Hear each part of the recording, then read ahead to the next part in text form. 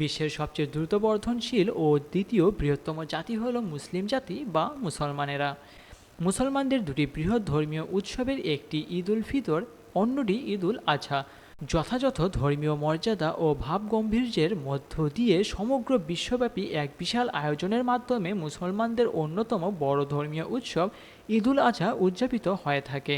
ঈদ উল আজহা আমাদের দেশে কুরবানি ঈদ নামে পরিচিত হলেও এক এক দেশে এক এক আঞ্চলিক নামে ডাকা হয়। যেমন পাকিস্তানে বলা হয় বাকরা ঈদ, তুরস্কে বলা হয় কুরবান বায়ারামি। আরবি জিলহজ মাসের 10 তারিখে এক উৎসবমুখর পরিবেশে পালিত হয়ে থাকে কুরবানির ঈদ। মুসলিম জাতির পিতা হজরত ইব্রাহিম আলাইসাল্লাম স্বপ্নদিষ্ট হয়ে নিজের পুত্র ইসমাইল আলাইসাল্লামকে আল্লাহর সন্তুষ্টির জন্য কুরবানি করতে চেয়েছিলেন। সেই ধারাবাহিকতায় ইসলাম ধর্মে কুরবানি এক গভীর তাৎপর্য বহন করে আসছে শতাব্দীর পর শতাব্দী ধরে। পৃথিবীর সব দেশে কুরবানির প্রক্রিয়া একই হলেও বিভিন্ন দেশে বিভিন্ন উপায়ে এ উৎসব উদযাপিত হয়ে থাকে। যেমন পাকিস্তান সহ বেশ কিছু দেশে নিজের পালিত পশু ছাড়া কোরবানি করা বেআইনি হিসাবে মনে করা হয়। আবার বিশ্বের একমাত্র শিয়া দেশ ইরানে বাড়িতে কুরবানি দেয়া বেআইনি। কোনো কোনো দেশে কুরবানি দেওয়ার জন্য নির্দিষ্ট কসাইখানা আছে।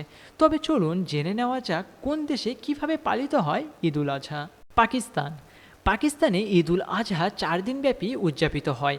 ঈদের দিন সকালে পরিবারের পুরুষ সদস্যরা প্রথমেই নামাজের জন্য রওনা দেন। তারপরে বাড়ি ফিরে গরু, ছাগল, ভেড়া বা উট কুরবানি করেন। পাকিস্তানের সবাই পালিত পশুকেই কুরবানি দেওয়ার চেষ্টা করেন।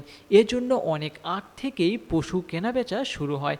অন্তত 1 মাস আগে তারা পশু কিনে নিজেরা যত্ন নেন।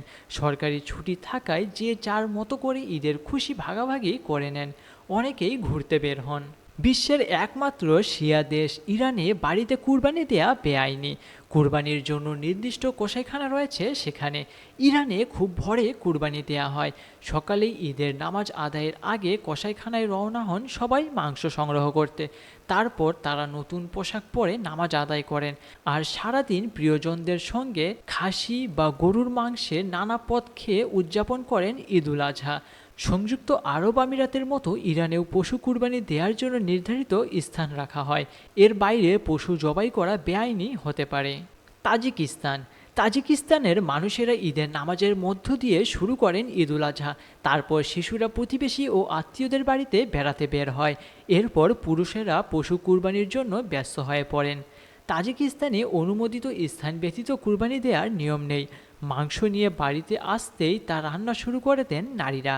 তাজিকিস্তানে বাড়ির শিশুরাই ঈদের দিন খাবার পরিবেশন করে। অতিথিকে প্রথমে ফল, পেস্ট্রি ও বিস্কুট নাস্তা দেওয়া হয়। তারপর মাংসের বাহারি পদ দিয়ে খাবার সম্পন্ন করার পর কেক ও মিষ্টিমুখ করে সবাই। তাজিকিস্তানে পুরুষ ও নারীদের জন্য আলাদা খাওয়ার ব্যবস্থা আছে।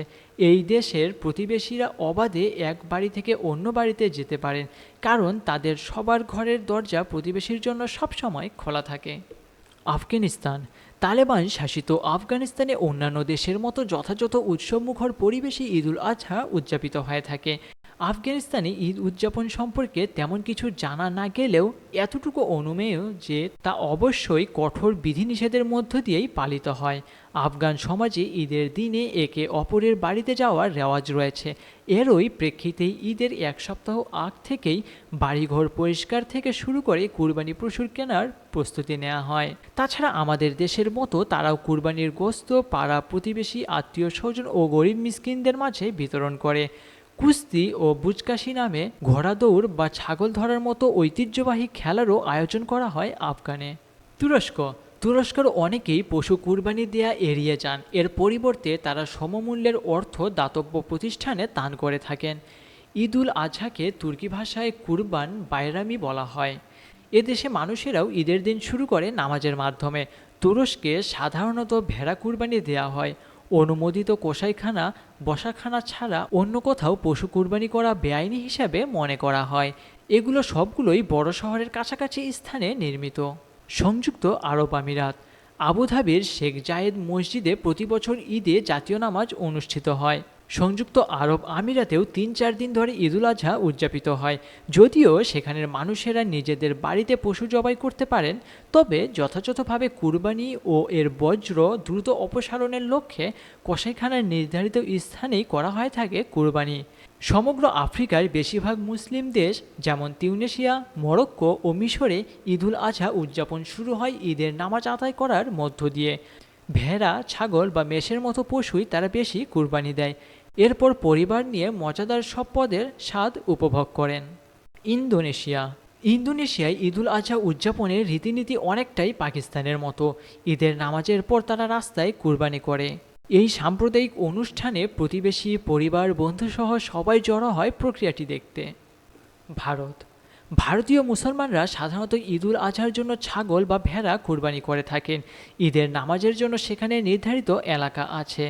যেহেতু ভারতে গরুকে পবিত্র মনে করা হয়, তাই ভারতীয় মুসলমানেরা সাধারণত তাদের বাড়িতে বা স্থানীয় ইসলামিক কেন্দ্রে একটি ছাগল বা একটি ভেড়া কুরবানি দেন ঈদ উৎসব উদযাপনের জন্য। মাংস প্রস্তুত হওয়ার পরে বাড়িতে এনে রান্নার কাজে লেগে পড়েন সবাই। সাধারণ জনগণের অসুবিধা এড়াতে সেখানের কর্তৃপক্ষ রাস্তায় পশু কুরবানি করার বিরুদ্ধে সতর্ক করে। পৃথিবীর বিভিন্ন দেশের মতো আমাদের দেশেও জমকালোভাবে উদযাপিত হয় কুরবানি ঈদ। এক সময় দিল্লির মুঘলদের অনুকরণে ঢাকায় ঈদের মিছিল হতো।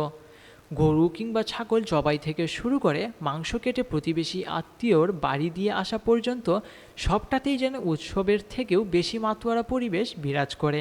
আমাদের দেশে সাধারণত কুরবানি দিয়ে মাংস নিজেরাই কেটে প্রসেসিং করে। এর জন্য কোনো আলাদা কসাইখানা বা কসাইয়ের প্রয়োজন পড়ে না। মহিলারা ঘরে সেমাই, মিষ্টি এসব আয়োজনের পালা শেষ করতেই শুরু হয় মাংস রান্নার আয়োজন। হরেক পদের মাংস রান্না করে খাওয়ার মাধ্যমে শেষ হয় ঈদের দিনের আনুষ্ঠানিক কার্যক্রম।